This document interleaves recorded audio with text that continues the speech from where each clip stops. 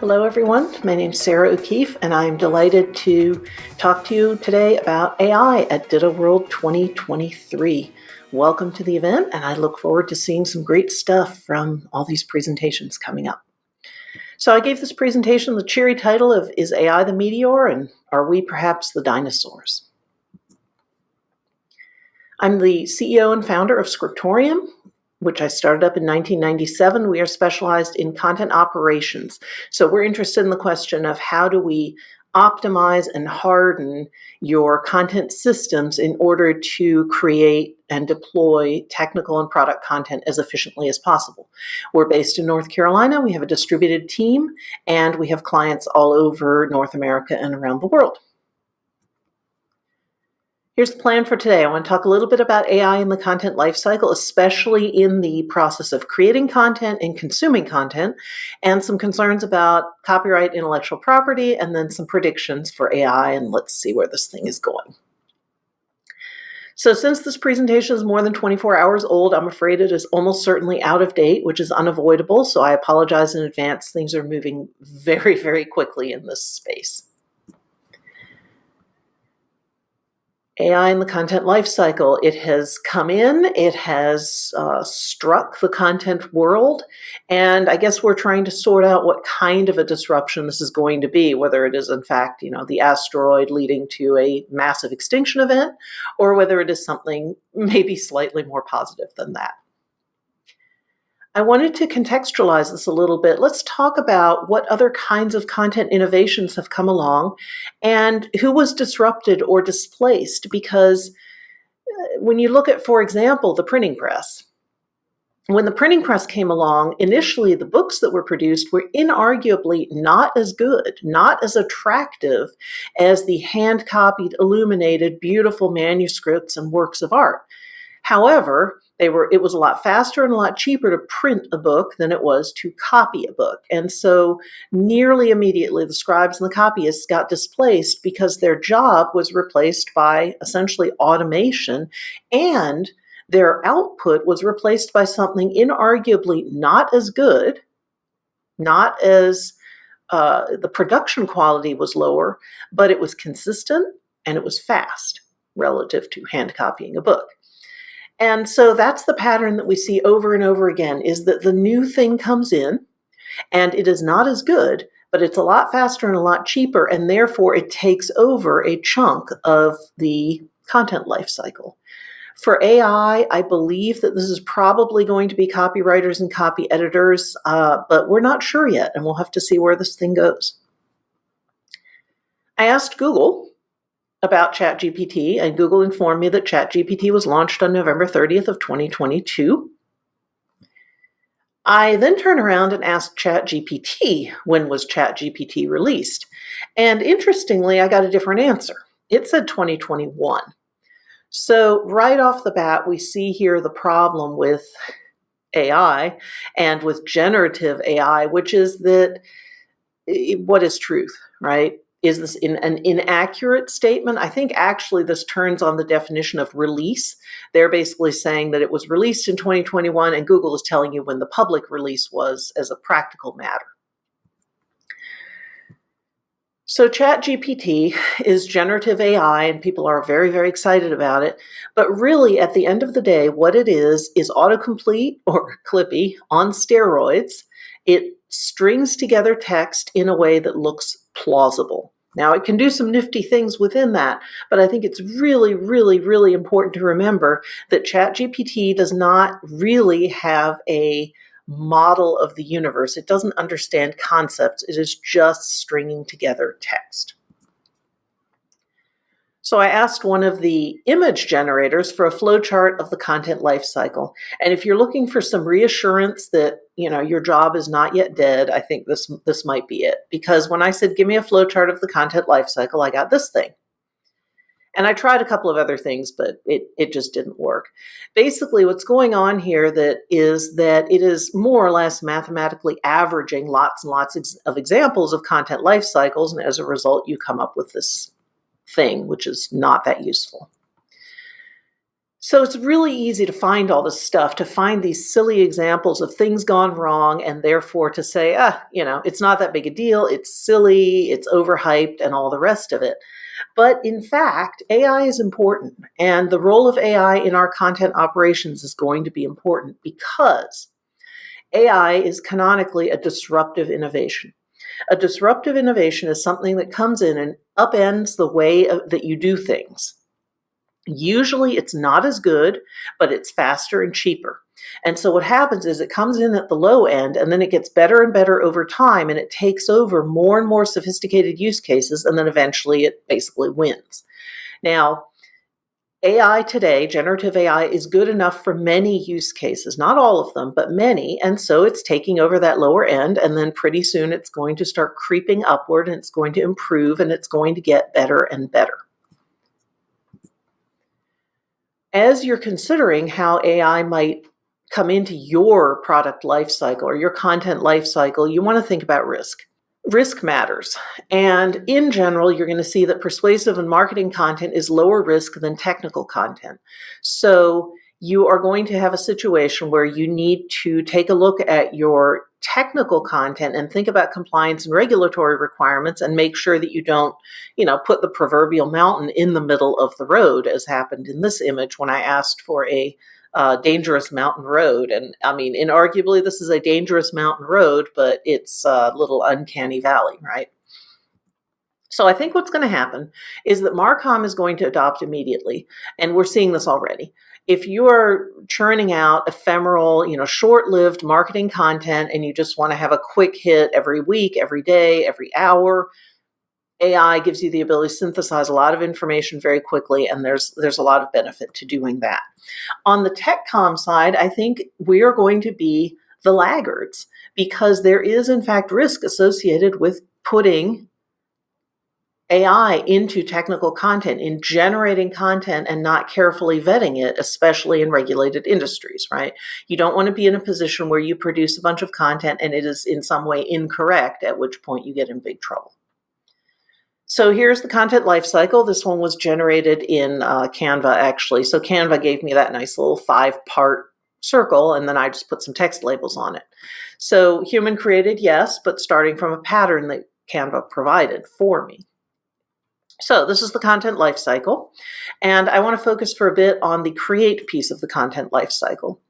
When you start thinking about creating content with AI, this is going to be, as I said, highly, highly problematic for high value and or regulated content, because if you get that information wrong, either the regulators show up on your doorstep and say mean things to you, such as you can't sell your product, or people use your product incorrectly and they get injured or even they die. These are not things you want, right? You don't want to be in a position where your content is incorrect in a way that causes problems. I mean, injuries, death, regulatory issues. But I think that the AI engines can be very, very useful for first drafts and for idea generations. Hey, show me 10 different ways of approaching this thing that I need to write. Or I'm really blocked on this, so synthesize these 4 sources, and then you read that, and then it kind of sparks some ideas, and then you can go from there. It's also going to be very, very useful with style and terminology in identifying those patterns and making sure that you're conforming to the style and the terminology patterns that you need to conform to. And I think it's worth noting here that many of the products that are out there in that space, the sort of linguistic support products, already have AI built into their systems. They just don't really talk about it. They don't talk about generative AI, and they don't talk about generating images and those kinds of things. And finally, it's really important to note that there are huge risks around data leakage. When you start putting information into the public engines, hey, ChatGPT, summarize this thing for me. Well, you just fed ChatGPT a bunch of information that may be proprietary, and it probably shouldn't be in there because now you've put it out essentially in public. The engines do have, for the most part, the ability that there's a setting in there that you can say, don't use this in your training set, don't keep my data, that type of thing. But there is definitely risk associated with putting stuff into the public generative AI engines. So probably what's going to happen is that you're going to, in a larger organization, have private engines. You're going to have essentially ChatGPT, but on the inside of your organization, so that when it processes this content, it stays inside the organization. It doesn't leak out into the public. And when we start talking about copyright and what that looks like, you're going to see that there's actually significant problems with copyright and public AI engines. We'll get to that. So I asked one of the image engines for a person using a laptop wearing workout clothes, and I got this gem. This is a pretty typical result when you start asking for people doing things. You get these images that are stitched together. There are so many things wrong here. Like the angles don't work, and that elbow is backwards, and I think this guy has 2 knees, and I think he's wearing 3 different pairs of shorts because it all just kind of got put together. But the gist of it is that this is all wrong. And you can look at it, and I can look at it, at a glance, you know that this is wrong. This is just not right. And so it's really interesting to look at that and to understand that this is how the image engines are working. They're stitching things together. And when it comes to particularly humans, it's stitching things together in ways that just don't quite pass. So people are going to be a challenge. People are always going to be a huge challenge, and I think they'll be the last thing that AI gets right in terms of image processing, but it is getting better. And the processing is better than it was, a week ago or a month ago or 3 days ago. So when you start doing this, when you start putting together new images or generating stuff, you really want to think about synthesizing existing information as opposed to asking it to generate things from scratch. When you ask for from scratch, bad things tend to happen. You're going to want to think about building on top of your content, not on top of public content. And the implication of that is you're probably going to need to set up a private engine inside your organization behind your firewalls, as opposed to just feeding stuff into the public engines. Because once you put it into that public ChatGPT, Bard, whatever, you no longer control it. It is out there in the world, and that is not something you necessarily want with your proprietary information. We don't really talk about synthetic text, but I've seen synthetic media. This is when we're using AI to generate audio, video, images, animation. And I guess, text-to-speech kind of applications are really synthetic media, and we've all heard those terrible robot voices. But what's interesting now is that we can do really good synthetic audio. You take a sample of somebody's voice for a couple of seconds, feed it into one of these audio engines, and then it will reproduce that voice pretty faithfully. Maybe not 100%, but pretty close. So this has already led to some really nefarious stuff. Infamously, there are these scam Facebook or text messages. Hi, grandma, help. I'm stuck in London. I lost my passport. Send money, right? And, you dutifully send money, except, of course, it's a scam. Now visualize that exact same scam, except instead of it being a text message, it's a voicemail, and the voicemail actually sounds like the grandchild. That's where this is headed, which is highly, highly problematic. But a better example of this, a better use of this for me would be, let's say we record a podcast. And let's say that in the middle of the podcast, I say something that's just particularly convoluted and doesn't make a whole lot of sense. And what we want to do is fix it before we publish the podcast. Well, if we sample my voice, either I can re-record that segment, but let's say it's difficult or I'm traveling or there's some reason that I can't get back to the same audio setup and I don't want to do it there. Well, if we have a snippet of my voice, we can just sample it and then we can just, create the right audio and stitch it into the podcast. And as long as you're doing that, with my permission and with my knowledge, then it seems like it would be okay to put that together and not to worry quite so much about, is it 100% authentic? I would be okay with using the synthetic voices to edit audio.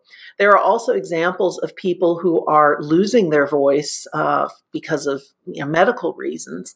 And so they're recording their own voice and sampling it so that when they are no longer able to speak themselves, when their vocal cords aren't working, they will still have the ability to communicate using their voice, their synthetic voice going forward.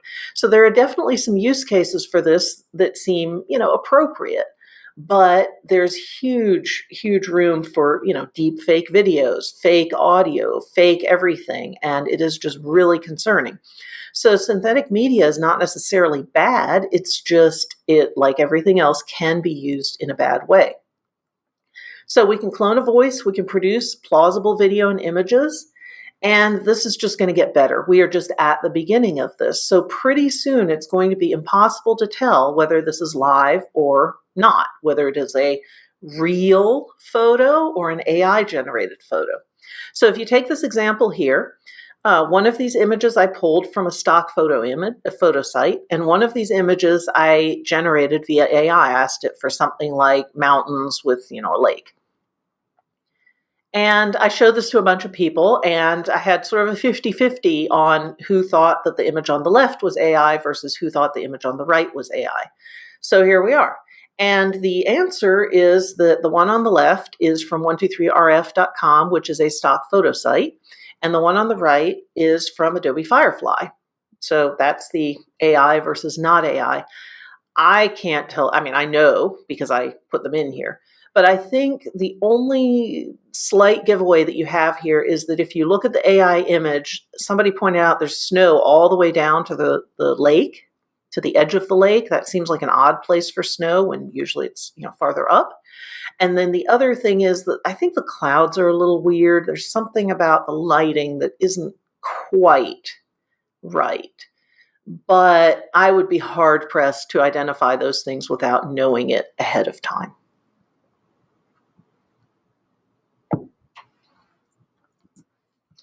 So pretty soon, I think the AI origin is going to be undetectable, and that's just kind of where we're headed, and that's what life is going to be like. Now, as a consumer of information, we have some kind of different concerns about this. One is that we're going to want to use generative AI as an information access point. This is happening already. So instead of search, instead of going to Google or any of the other search engines, you are going to go to ChatGPT and ask it for information. Now, there's some problems with that in the sense that ChatGPT doesn't necessarily give you accurate information, but here we are. So generative AI is an information access point, replacing Google, which in turn replaced full text search, which in turn replaced tables of contents and indexes in printed books. So this is just kind of the next one. I don't know that it'll 100% displace it, but I think it's going to be an important information access point, which means it's really important for people to have generalized literacy around what it means to ask a generative AI engine for information. Now, the better the information is that the engine is starting from, the better the output is going to be.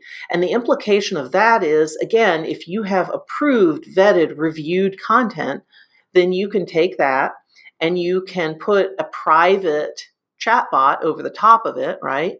A private AI engine, and then ask it to synthesize content. And given that the underlying content is good, it should do a better job of producing output.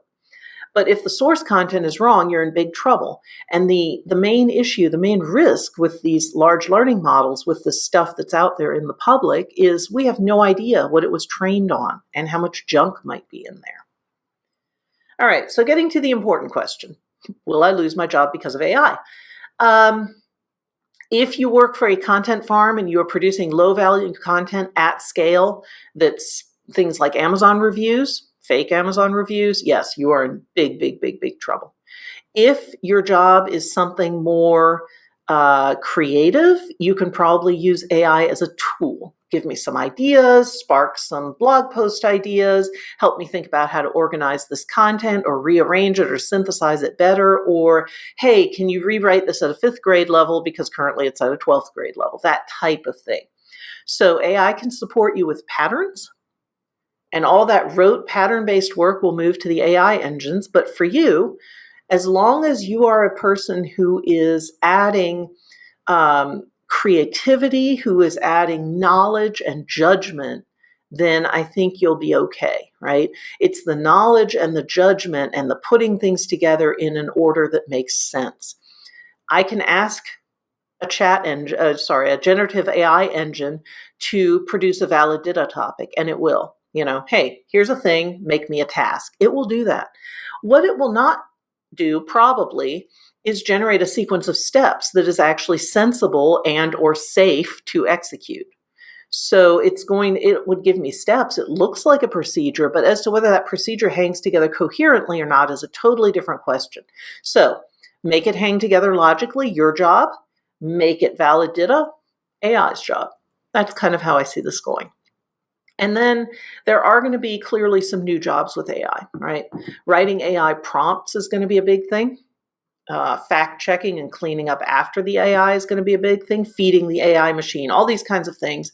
And if you think about it and look at machine translation as a rough equivalent, we can get gisting out of machine translation and it's pretty good, but it's not perfect and it's not good enough probably for regulated content. And that's kind of where I see the difference. The higher stakes the content, the more likely it is that somebody using your content could be injured. If your content is regulated, if you have those kinds of guardrails, then humans will have to be involved in this. But the AI is really, really good at patterns. This is a fun one. Linear A is a script that has never been deciphered, and apparently we have something like 2 pages total of linear A, and nobody knows what it says. It probably says, I'm ordering 5 kegs of beer, but we want to know what it says and we want to decipher it. So there's a group that's looking at, can we use large learning models to uncover the patterns and figure out what linear A actually says? And similarly, IndusScript and the infamous Voynich manuscript, they're working on something similar like that. So these are cases where people are looking to AI to use patterns at a level that humans are not capable of. So they're going to take the AI engines and use them as a tool to see if they can figure out what's going on. Now I want to talk about the biggest problems with AI, and like the hippopotamus, it's not immediately obvious that this is the scariest thing in the Nile.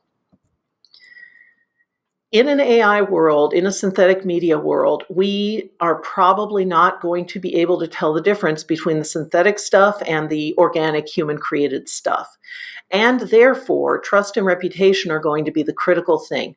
If you trust the content creator, if you trust the producer of that content to provide accurate information and to be careful and thoughtful about how they use AI tools, then you will provide them with that trust and you will, interact with them and all the rest of it. But you and I are not going to be able to tell the AI content from the human content. There are people making noises about validation and credentials and certificate kinds of things that would certify the origins of a particular piece of content. But that only works for the people that actually follow the rules, right? If you don't follow the rules, you just put stuff out there and you don't disclose, then that's something that you 100% can do. But I think going forward, what'll happen is that reputation, you'll know that, oh, they're spammy. Oh, they produce all this junk. I'm going to ignore them really hard because I know that what they're producing is no good. So in an AI-enabled world, trust is, I think, everything. This is the thing that's going to matter going forward is, do I trust that person or that organization or that website to produce accurate content? I'm okay with them using AI in pieces as long as they're vetting it. But the first time that you produce a fake AI image and try and pass it off as real, or you synthesize, a summary of something and don't tell me how you did it, or you try to pass it off as authored by a human, that's it. I'm out. I will not be back to that site. Now, additionally to that, we have copyright and IP problems.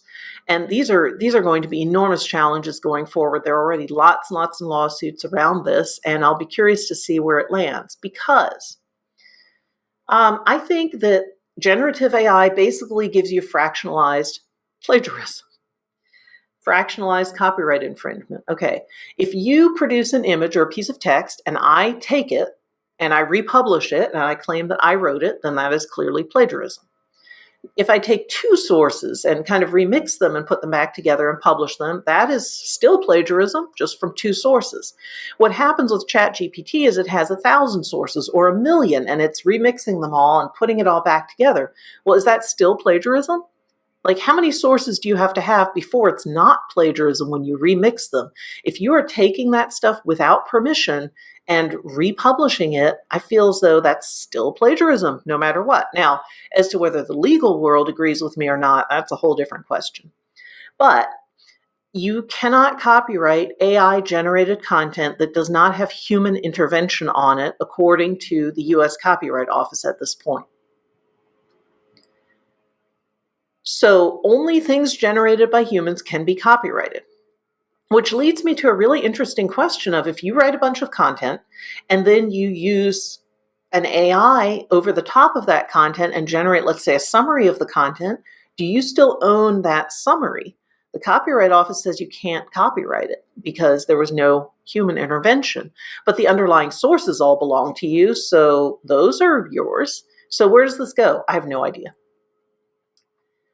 What if the AI generates incorrect information, such as, amusingly, the PhD that it decided I had when I asked it for my own bio? I do not have a PhD, but ChatGPT says I do, from a university I did not attend.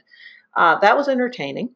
Less entertaining was when somebody else tried the same thing and ChatGPT wrote a bio that included a bit about how they were fired after being accused of sexual harassment and made up a reference to a newspaper article. None of that existed. The sexual harassment allegation did not exist. The being fired for it did not exist. And the news article that was cited also did not exist. So if I ask ChatGPT for a bio of some sort and then I publish that and it's wrong, who's liable for that? Is it me for publishing it? Is it the AI? Who is it?